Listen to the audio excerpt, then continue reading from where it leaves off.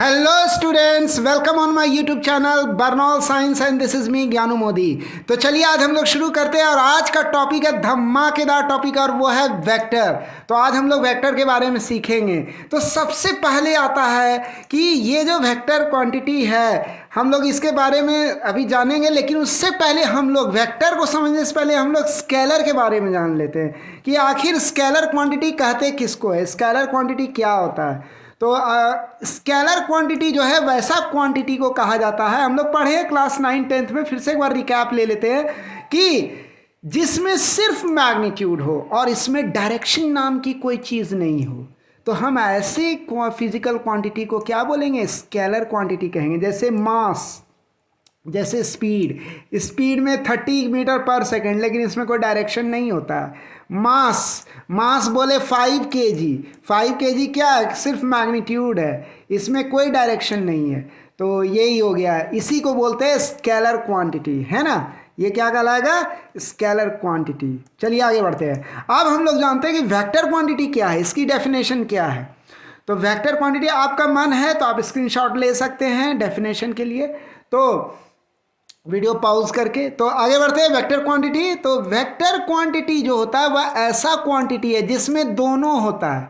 इसमें क्या होता है, मैग्नीट्यूड भी होता है और डायरेक्शन भी होता है। ध्यान दीजिएगा, वेक्टर क्वांटिटी का एक एक्यूरेट डेफिनेशन हर कोई कंफ्यूज रहता है। आप ज़्यादातर क्या पाओगे, वो लोग क्या कहेंगे ज़्यादातर वीडियो में, जिसमें मैग्नीट्यूड हो, जिसमें डायरेक्शन हो, उसको वेक्टर क्वांटिटी कहते हैं। जबकि ये डेफिनेशन पूरी तरह से सही नहीं है, ये पूरी तरह से सही डेफिनेशन नहीं है, क्योंकि ऐसे ऐसे फिजिकल क्वांटिटी है जिनमें मैग्नीट्यूड भी होता है और डायरेक्शन भी होता है, फिर भी वो वेक्टर नहीं होता है।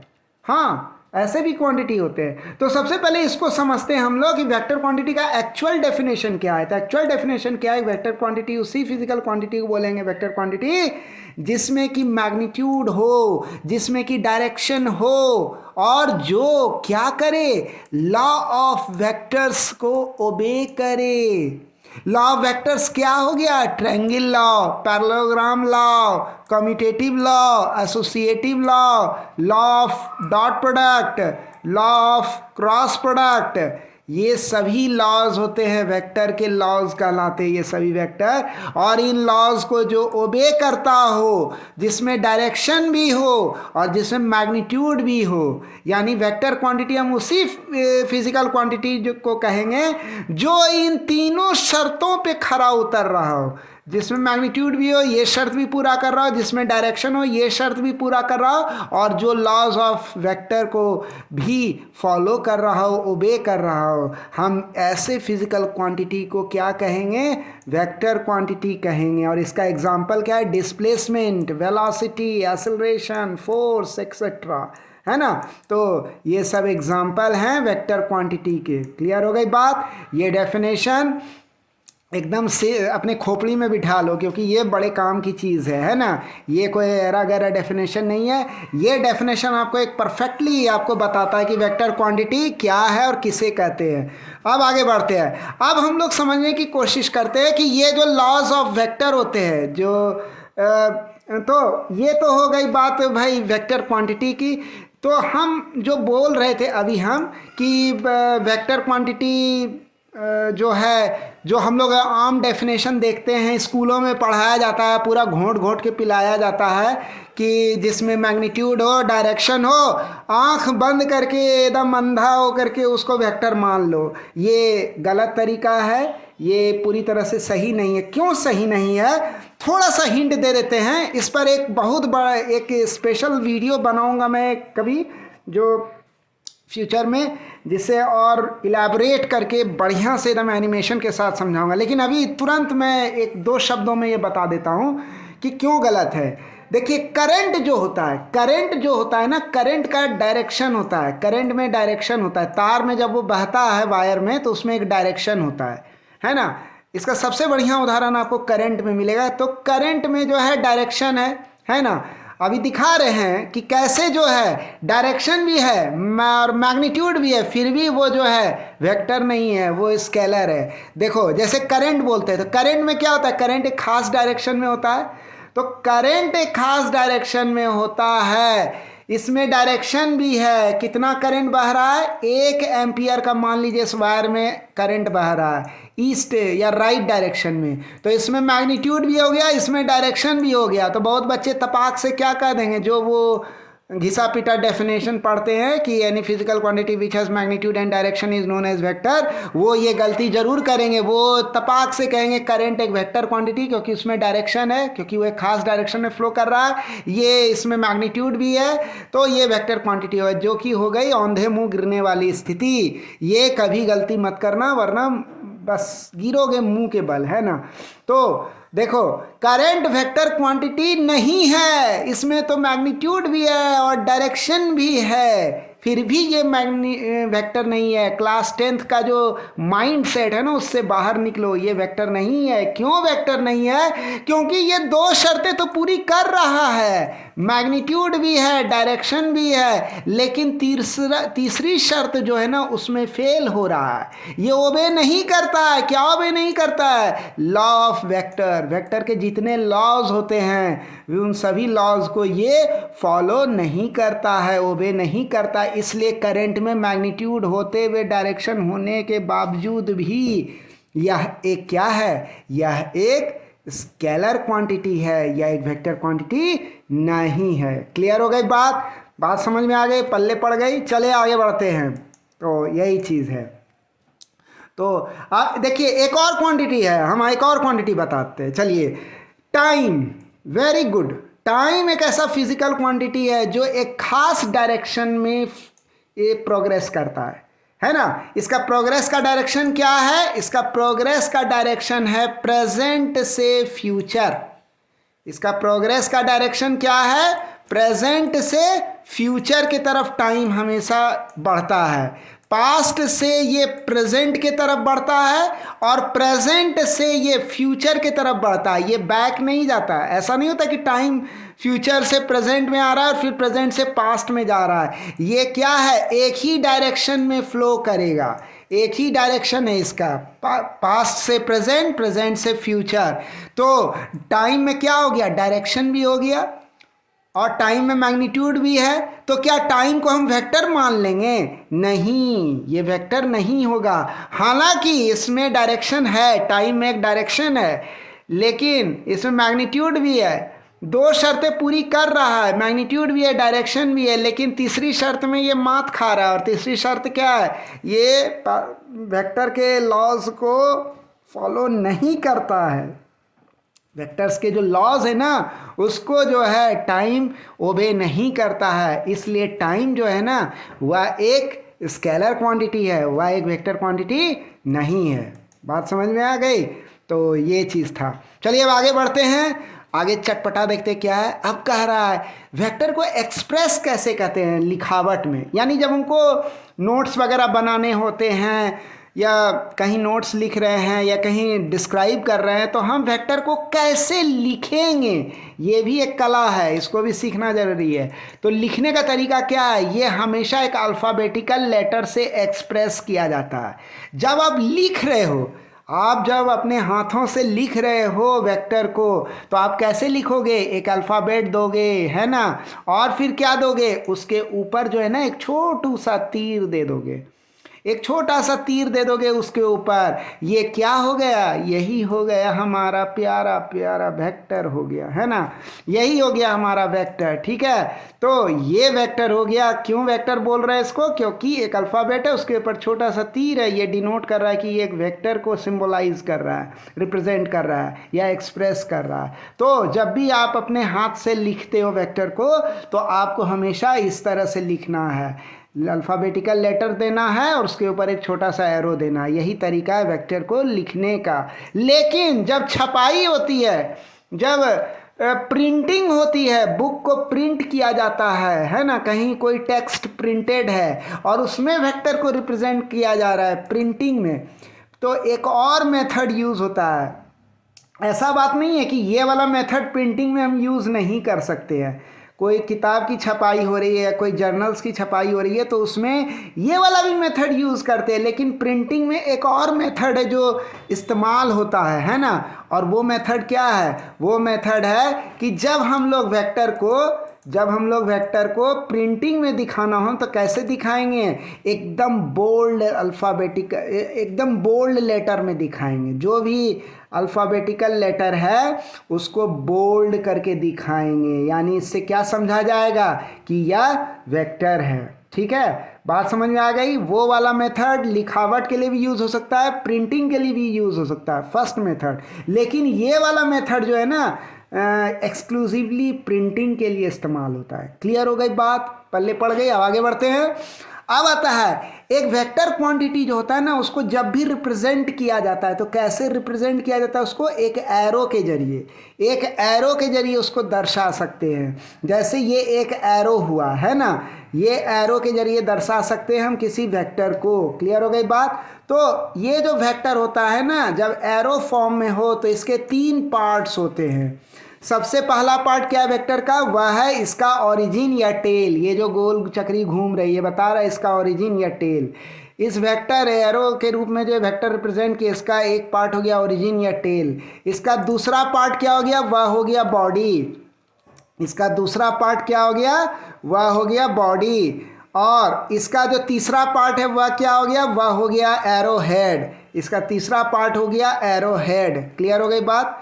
तो सपोज मान लीजिए कि यहाँ एक वेक्टर ए है, यहाँ क्या है, यहाँ एक वेक्टर ए है जिसका मैग्नीट्यूड कितना है, 5 न्यूटन। किधर लग रहा है, ईस्ट डायरेक्शन में लग रहा है ये वेक्टर। ठीक है, तो इसका जो टेल होगा ना, ये टेल क्या बताएगा हमको, ये टेल बताएगा कि ये वेक्टर कहाँ से ओरिजिनेट किया है, इसका ओरिजिन क्या है, यही बताता है ये टेल। और इसका जो बॉडी होता है, ये जो बॉडी है ना, ये बताएगा कि इसका मैग्नीट्यूड कितना है। ये जितना लंबा होगा वेक्टर का उतना ज़्यादा मैग्नीट्यूड होगा, ये जितना छोटा होगा वेक्टर का उतना कम मैग्नीट्यूड होगा। क्लियर हो गई बात। तो टेल हो गया, बॉडी हो गया। अब तीसरा पार्ट जो होता है, वेक्टर को जब एरो के रूप में दर्शाते तो इसका तीसरा पार्ट है ये एरो हेड। ये एरो हेड क्या बताता है, ये बताता है कि वेक्टर जो है किस डायरेक्शन में है, यानी कि वेक्टर का डायरेक्शन क्या है, वेक्टर किस दिशा में लग रहा है, इसी को बताता है ये एरो हेड। क्लियर हो गई बात। तो हम लोग एक एक करके सीखे तीनों पार्ट्स के बारे में। अब आगे बढ़ते हैं। अब आगे आता है कि एब्सोल्यूट वैल्यू किसे कहते हैं, कोई भी वेक्टर जो है उसका एब्सोल्यूट वैल्यू क्या होता है। तो ध्यान देने वाली बात है कि किसी भी वेक्टर का जो मैग्नीट्यूड होता है, किसी भी वेक्टर का जो मैग्नीट्यूड होता है उसी को हम लोग क्या बोलते हैं, किसी भी वेक्टर का मैग्नीट्यूड को हम लोग क्या बोलते हैं, उसका एब्सोल्यूट वैल्यू बोलते हैं। और इसको कैसे इंडिकेट करते हैं, इसको इंडिकेट करते हैं वेक्टर का मॉड्यूलस से, है ना, यही वह वेक्टर का मैग्नीट्यूड या एब्सोल्यूट वैल्यू। जैसे सपोज कीजिए कि एक वेक्टर है 5 न्यूटन का, मान लीजिए एक वेक्टर है 5 न्यूटन का, किधर लग रहा है, ये ईस्ट डायरेक्शन में लग रहा है, कुछ इस तरह से। ये है एक 5 न्यूटन का एफ वेक्टर और ये किधर लग रहा है, ये ईस्ट डायरेक्शन यानी पूर्व दिशा में लग रहा है। ठीक है, तो जब हम लोग यह कहते हैं कि वेक्टर एफ, तो इसका मतलब हुआ कि वेक्टर एफ जैसे बोले ना, तो इसका मतलब हुआ कि हम इसका मैग्नीट्यूड को कंसिडर कर रहे हैं। हम क्या कर रहे हैं, इसका मैग्नीट्यूड को कंसिडर कर रहे हैं। वेक्टर एफ जैसे बोले वेक्टर एफ, तो इसका मतलब तुरंत समझ लेना है कि हम इसका मैग्नीट्यूड को कंसिडर कर रहे हैं। और क्या कर रहे हैं, इसके साथ साथ इसके डायरेक्शन को भी कंसिडर कर रहे हैं, यानी दोनों एक साथ कंसिडर कर रहे हैं, magnitude as well as direction दोनों मिला के एक साथ कंसिडर कर रहे हैं। अगर हम कोई बोलते हैं कोई वेक्टर एफ है तो दिमाग में कौन रहा है, दिमाग में चल रहा है, क्या चल रहा है, उसका मैग्नीट्यूड और उसका डायरेक्शन दोनों चलेगा, है कि नहीं, ये ऐसे सोचना है। ठीक है, तो ये चीज़ है। तो ये जो 5 न्यूटन का वेक्टर है इस डायरेक्शन में लग रहा है, तो ये तो हुआ कि जब वेक्टर सिर्फ बोलते वेक्टर एफ, तो इसका मतलब वो उसका 5 न्यूटन भी कंसिडर करेंगे और उसका डायरेक्शन भी कंसिडर करेंगे। कहने का मतलब कोई भी वेक्टर जब आप कंसिडर करते हो तो उसका उसकी दोनों चीज़ें आप कंसिडर करते हो, उसका मैग्नीट्यूड भी कंसिडर करते हो, यहाँ जो ये इसका मैग्नीट्यूड हुआ एफ वेक्टर का, ये मैग्नीट्यूड भी कंसिडर करते हो और उस वेक्टर का आप डायरेक्शन भी कंसिडर करते हो। कभी भी जब भी आप कोई वेक्टर बोलते हैं तो ये दोनों ख्याल आपके दिमाग में आता है या आना चाहिए। है ना, यही सही तरीका है। लेकिन जब आप किसी वेक्टर का मॉड्यूलस को कंसिडर करते हो, किसी जैसे यहाँ फोर्स वेक्टर का बोल दे मॉड्यूलस क्या होगा, है ना, तो इसका मॉड्यूलस को जब कंसिडर करते हो तो इसका मॉड्यूलस डिनोट होगा इससे, एफ वेक्टर डालेंगे और उसको क्या करेंगे, दो पैरेलल लाइंस के बीच में लॉक कर देंगे, है ना, तो इस तरह से ये फ्लैंक्ड होगा दो पैरेलल लाइन से, ये एफ वेक्टर, यानी इसके दोनों दाएं बाएं तरफ पैरेलल लाइंस लगे हुए हैं, सीधे खड़े पैरेलल लाइंस, ठीक है। तो ऐसे डिनोट किया जाता है वेक्टर एफ का मॉड्यूलस, या किसी भी वेक्टर का मॉड्यूलस जब हम दिखाएंगे तो उस वेक्टर के राइट और लेफ्ट साइड में दो पैरेलल लाइंस लगा देंगे, है ना, यही वह मॉड्यूलस ऑफ वेक्टर, ऐसे डिनोट करते हैं। और ये किसके बराबर होगा, ये भी एक तरीका है। किसी भी वेक्टर का मॉड्यूलस डिनोट करने का मतलब उसका ऊपर का तीर खाली गायब कर दो, है ना। जैसे कोई वेक्टर है तो ये उसका मैग्नीट्यूड और ये उसको बताता है कि ये एक वेक्टर है, तो एक वेक्टर ये कंप्लीट रिप्रेजेंटेशन हो गया। लेकिन अगर हम इसका तीर हटा देना तो इसका मतलब होता है सिर्फ हम उसका मैग्नीट्यूड से लेना देना है, या उसके सिर्फ मैग्नीट्यूड को कंसिडर कर रहे हैं, यानी उसके सिर्फ क्या कंसिडर कर रहे हैं, उसका सिर्फ मॉड्यूलस को कंसिडर कर रहे हैं, उसका मैग्नीट्यूड को कंसिडर कर रहे हैं, ठीक।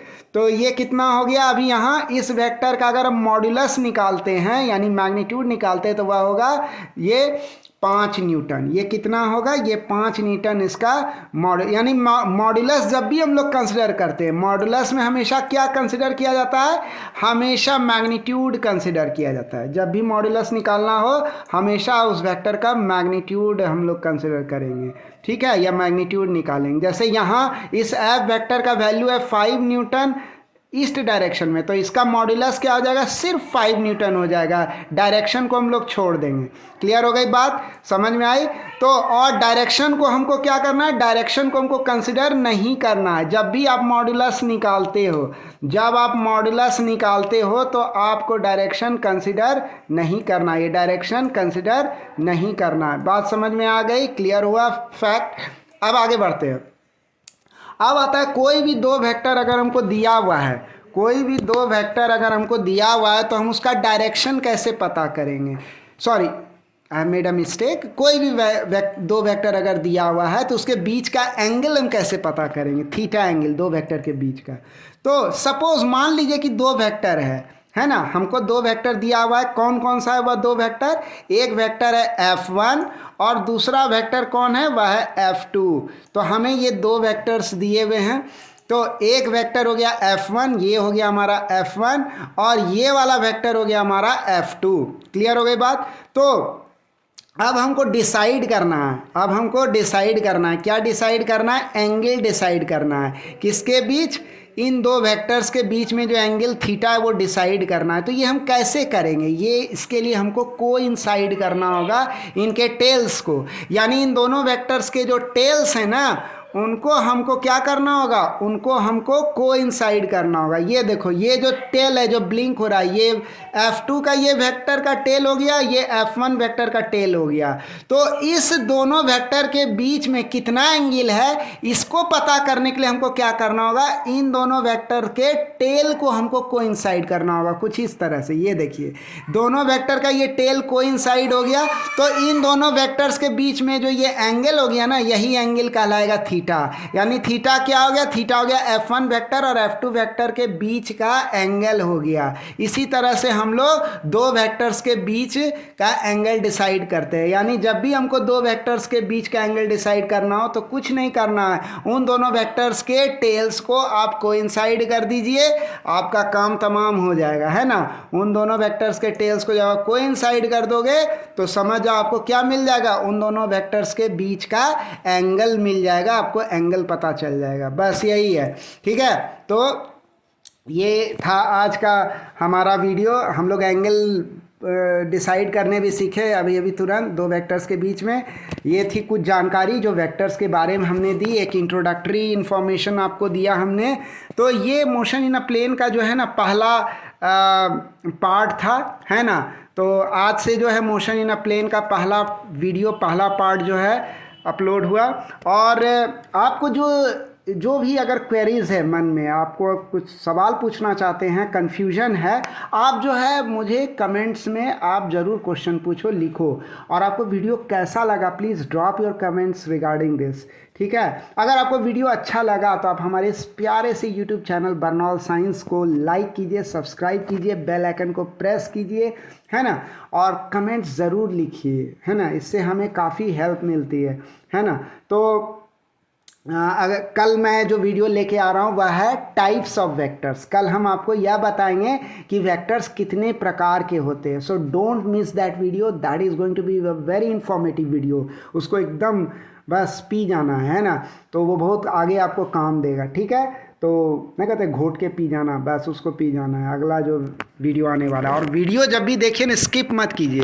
अगर आप पिछला चैप्टर का वीडियो देखना चाहते हैं तो उसका प्लेलिस्ट भी लिंक में मैंने दे दिया है, लिंक मैंने दे दिया डिस्क्रिप्शन में। आप हमारे वीडियो के डिस्क्रिप्शन को ज़रूर चेक कीजिए, उसमें आपको बेहतरीन सब वीडियोज़ के आपको लिंक्स मिल जाएंगे। वहाँ से प्लेलिस्ट में भी डायरेक्टली जाके लिंक निकाल सकते हैं, हमारा जो चैनल का प्लेलिस्ट सेक्शन है।